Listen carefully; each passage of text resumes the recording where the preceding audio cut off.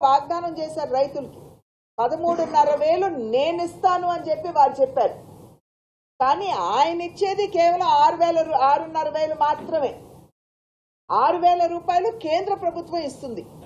ఈయన బటన్ నొక్కితే, జగన్మోహన్ రెడ్డి గారి బటన్ నొక్కితే అక్కడ డబ్బులు పడుతున్నాయో లేదో దేవుడెరుగు. కానీ కేంద్ర ప్రభుత్వం 1వ తారీఖు బటన్ నొక్కితే టంచన్గా ఇవాళ రైతుల ఖాతాలోకి డబ్బులు వచ్చేస్తున్నటువంటి విషయాన్ని రైతులందరూ కూడా గమనిస్తున్నారు, అర్థం చేసుకున్నారు. అదేవిధంగా మనకి ఇక్కడ కడియం మనందరికీ తెలుసు. ఇక్కడ పూల మొక్కల పెంపకానికి చాలా ప్రసిద్ధిగా రాష్ట్రంలోనే కాదు అంతర్రాష్ట్రంగా అంతర్జాతీయంగా కూడా కడియంకి ఒక గుర్తింపు ఉన్నది. కానీ దానికి సంబంధించినటువంటి ఫ్లారికల్చర్ రీసెర్చ్ సెంటర్ని కూడా కేంద్ర ప్రభుత్వం ఇక్కడ స్థాపించినటువంటి విషయం ఇక్కడ మనం గమనించాలి అని చెప్పి నేను చేసుకుంటున్నటువంటి అభ్యర్థన. అయితే కేంద్ర ప్రభుత్వం ఇన్ని మంచి పనులు కేంద్ర ప్రభుత్వం ఈ జిల్లాకి చేస్తుంటే రాష్ట్ర ప్రభుత్వం ఏం చేసింది అని చెప్పి మనం అందరం కూడా ప్రశ్నించవలసినటువంటి అవసరం ఉంది. ఆత్మ పరిశీలన చేయవలసినటువంటి ఆవశ్యకత కూడా ఉన్నది అని చెప్పి నేను భావిస్తున్నాను. ఈ హ్యావ్లాక్ వంతెన నిర్మాణం ఏదైతే ఉందో అది అప్పట్లో ఎన్నికల సందర్భంలో వాగ్దానం చేశారు. కానీ అది వాగ్దానం వరకే పరిమితమైనటువంటి విషయం మనం ఇక్కడ గమనించాలి. అదేవిధంగా రాజమండ్రి నుండి సీతానగరం ఆ రోడ్డు కావచ్చు, లేదా ఈ రాజమండ్రి జిల్లాలో ఉన్నటువంటి రోడ్ల పరిస్థితి కనుక మనం గమనించినట్లయితే అధ్వాన్నంగా ఉన్నటువంటి విషయం ప్రతి ఒక్కరికి తెలుసు.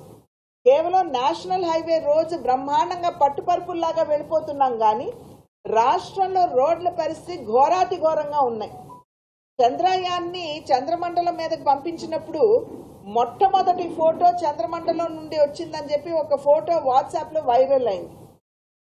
ఆ ఫోటో కనుక చూసినట్లయితే ఆంధ్ర రాష్ట్రంలో గుంతలమయంగా ఉన్నటువంటి రోడ్లని ప్రజలు వాట్సాప్ లో పెట్టి ఇది చంద్రయాన్ నుండి చంద్రమండలం నుండి చంద్రయాన్ పంపించిందని చెప్పి ప్రజలు పోస్ట్ చేసినటువంటి విషయాన్ని మనం ఇంకా మర్చిపోలేదు.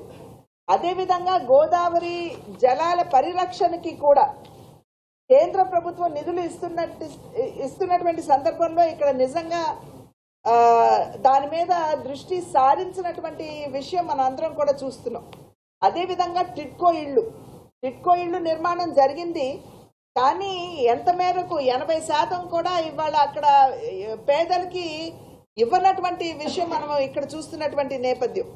అదేవిధంగా ఇళ్లకి స్థలాలని చెప్పి ఏ విధంగా మన మడ అడవులు సైతం పర్యావరణాన్ని ధ్వంసం చేస్తున్నారో మనకు తెలియనటువంటి విషయం కాదు.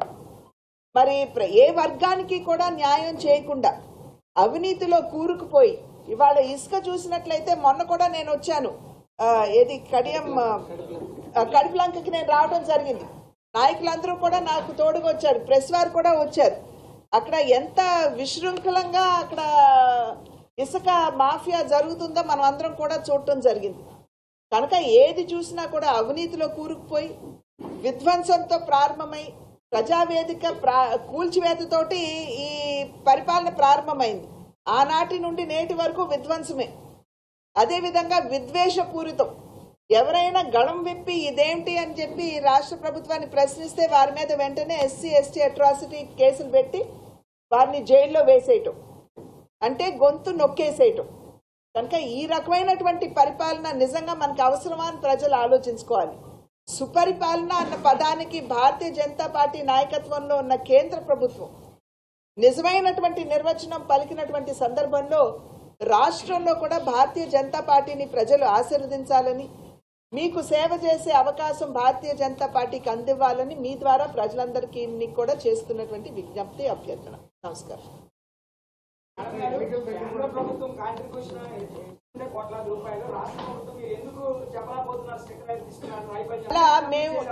మేము కేంద్ర నాయకత్వానికి చేసినటువంటి ఫిర్యాదు మేరకు మేము ఎప్పుడైతే వారి దృష్టికి తీసుకుని వెళ్ళాము ఈ రకంగా ఇక్కడ జరుగుతున్నది అనేటువంటి విషయం, మీడియా మీరు తెలియనటువంటి విషయం కాదు, కేంద్ర ప్రభుత్వం కూడా ఇవాళ నిర్ణయం తీసుకుంది. మీరు కేంద్ర ప్రభుత్వ పథకాలకు గనక పేర్లు మార్చినట్లయితే రాష్ట్రానికి రావాల్సినటువంటి వనరులు దాని మీద మేము కూడా దృష్టి సారించాలి అని చెప్పి కేంద్ర ప్రభుత్వం తీసుకున్నటువంటి నిర్ణయం, అది మీ అందరికీ తెలుసు. అదేవిధంగా ఇప్పుడు వాళ్ళు వికసిత్ భారత్ ఎందుకు వచ్చిందండి? మేము ప్రజల్లోకి వెళ్ళి మేము చెప్పుకోవడానికి ఈ పథకాలన్నీ కేంద్ర ప్రభుత్వం ఇచ్చింది అని చెప్పి చెప్పుకోవడానికి ఇవాళ ప్రజల్లో అవగాహన ఖచ్చితంగా పెరిగిందని చెప్పి మేము విశ్వసిస్తున్నాం.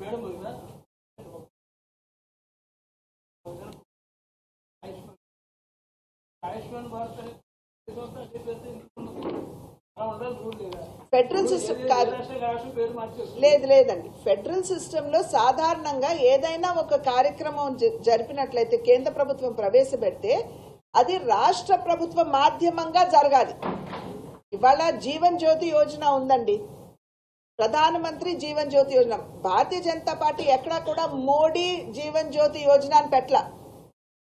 ప్రధానమంత్రి ఇవాళ నరేంద్ర మోడీ గారు కావచ్చు, రేపు ఇంకొకరు కావచ్చు, కానీ ప్రధానమంత్రి ఆ పదవిని దృష్టిలో పెట్టుకుని కేంద్ర ప్రభుత్వం ప్రవేశపెట్టింది కాబట్టి ప్రధానమంత్రి జీవన్ జ్యోతి యోజన అని ప్రవేశపెట్టారు. తెలుగుదేశం పార్టీ అధికారంలో ఉన్న సమయంలో ఏం చేశారండి? దాన్ని చంద్రన్న బీమా. మేము గట్టిగా ప్రశ్నిస్తే ఎక్కడో ఒక మూల ఆంగ్ల అక్షరాలతో PMJJY అని రాశారు. మీకు తెలుసా, నాకు తెలుసా PMJJY అంటే ఏమిటో? అదేవిధంగా ఇప్పుడు వైఎస్ఆర్సీపీ ప్రభుత్వం జగనన్న భరోసా. సో ఈ రకంగా రాష్ట్ర ప్రభుత్వాలు, ఎందుకంటే ఫెడరల్ సిస్టంలో స్టేట్ల మాధ్యమంగా మేము కార్యక్రమాలు చేయాలి కాబట్టి వారి పేర్లు మార్చుకుంటున్నారు.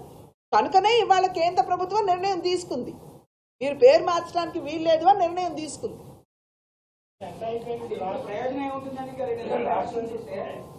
ఎలక్షన్స్ కి పరిమితం కాదు కదండి, ఆ తర్వాత కూడా ఉంటాయిగా. ఆ తర్వాత కూడా కేంద్ర ప్రభుత్వం రాష్ట్ర ప్రభుత్వాలు ఉంటాయి కదా. కనుక ఇది నరేంద్ర మోడీ గారు ఒకానొక సందర్భంలో చెప్పారండి, నాకు రాజకీయాల్లో వచ్చే రిజల్ట్స్ తో నాకు సంబంధం లేదు, నేను దేశానికి మంచి చేయాలి అని ఆయన అప్పుడు చెప్పారు. వాళ్ళ ఒక డిసిషన్ కేంద్ర ప్రభుత్వం తీసుకుంది. ఇది కేవలం ఎన్నికల వరకు పరిమితం కాదు కదా, ఎన్నికల తర్వాత కూడా ఇది కొనసాగుతుంది. స్ట్రాటజీ మేము 4 గోడల మధ్యన మా కార్యకర్తలు మా నాయకులతో డిస్కస్ చేస్తాం, మీడియాతో డిస్కస్ చేయం కదా. కానీ దాంట్లో భాగంగానే ఇవాళ నేను ఇక్కడికి కార్యకర్తలందరితోటి నాయకులతోటి మాట్లాడటానికి వచ్చాం. సంస్థాగత పరంగా ఎంత బలంగా ఉన్నాం, ఇంకా ఏం చెయ్యాలి, రాజకీయ కోణం నుండి ఏ రకమైనటువంటి కార్యాచరణతోటి ముందుకు వెళ్ళాలి, మా నాయకులందరితోటి ఇప్పుడు వాళ్ళ చర్చించడానికి మేము ఇప్పుడు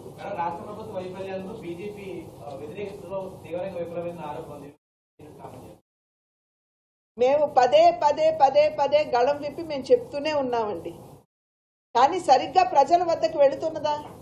తీసుకువెళ్ళవలసిన వారు ఎవరు? అది అంతకంటే నేను చెప్పను.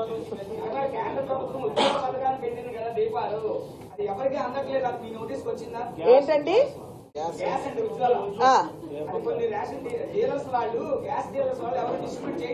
ఇవాళ మేము వికసిత్ భారత్ కింద ఎంతో మందికి ఇచ్చామండి, రమ్మని చెప్పండి.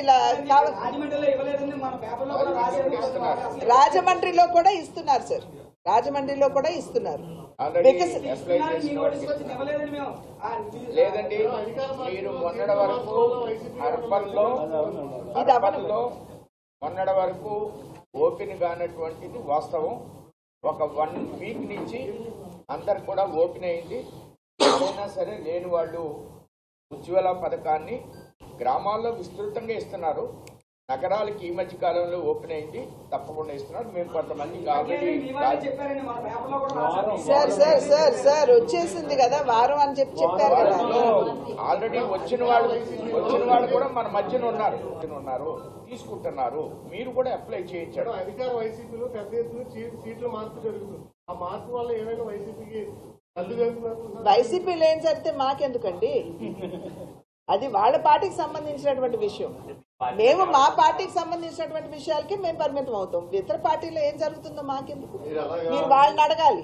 మార్పుల వలన మంచి చేకూరిందా, లబ్ధి చేకూరిందా లేదా అనేది మీరు వారిని అడగాలి. అసలు ఆ మాట అనలేదు కదా వారు. మా సిద్ధాంతానికి లోబడి పార్టీకి అంకిత భావంతో సేవ చేస్తాము అని భావించి మా పార్టీలోకి రావాలి అనుకున్న వారిని ఎవరినన్నా సరే మేము స్వాగతిస్తాం. కానీ మా పార్టీ సిద్ధాంతానికి అంకితం అవ్వాలి, పార్టీ సేవకు అంకితం. ఏంటంటే మాది మా వ్యూహం కదా, అది మీతో చర్చించేది కాదు. ఎవరు ప్రకటించారు? వైసీపీ వాళ్ళు ప్రకటించారా? చూపించండి నాకు. ఊహాగానాలు ప్రకటించారు అని చెప్పడం కాదు, సరికాదు కదా. ఏదో వాళ్ళు మార్చుకుంటున్నారు, వాళ్ళు చేసుకుంటున్నారు, వారి ఇష్టం అది. కేంద్ర నాయకత్వం ఎక్కడి నుండి పోటీ చేయమంటే అక్కడి నుండి చేస్తాను సార్ నేను. బీజేపీ అధ్యక్ష అంశంలో కిరణ్ కుమార్ రెడ్డి గారు నియమిస్తారన్న ప్రచారం ఇవాళ రాష్ట్రంలో పెద్ద ఎత్తున అవినీతి జరుగుతుంది. దానికన్నా పురంధేశ్వరిని మారుస్తారా లేదా అనేది ముఖ్యమా? రాష్ట్రంలో ప్రభుత్వ ఆస్తులు అమ్ముకుంటుంది ప్రభుత్వం, దానికంటే నేను అధ్యక్షురాలుగా ఉంటానో లేదో ముఖ్యమా? నాణ్యత లేనటువంటి మద్యాన్ని తయారు చేసి వారి జేబులు నింపుకుని పేదల ప్రాణాలతో చెలగాటమాడుతుంది వాళ్ళ ప్రభుత్వం, దానికంటే నేను రాష్ట్ర అధ్యక్షురాలుగా ఉంటుందా లేదా అనేది ముఖ్యమా? మన బిడ్డలకి పెట్టుబడి రాలేదు, ఇక్కడ ఉపాధి అవకాశాలు లేవు, మన బిడ్డలు పక్క దేశాలకి రాష్ట్రాలకు వలసపోతున్నారు, దానికంటే నేను అధ్యక్షురాలుగా ఉంటానో లేదో ముఖ్యం కాదు కదా. కనుక మన ప్రయారిటీ ఏమిటి? సోషల్ మీడియా కానీ మన ప్రయారిటీ ఏమిటి అనేది మనం ఆలోచించాలి. నన్ను అడిగినట్లయితే ఎవరి దగ్గర నుండి కూడా దూరం చేయలేనటువంటి పదవి కార్యకర్త.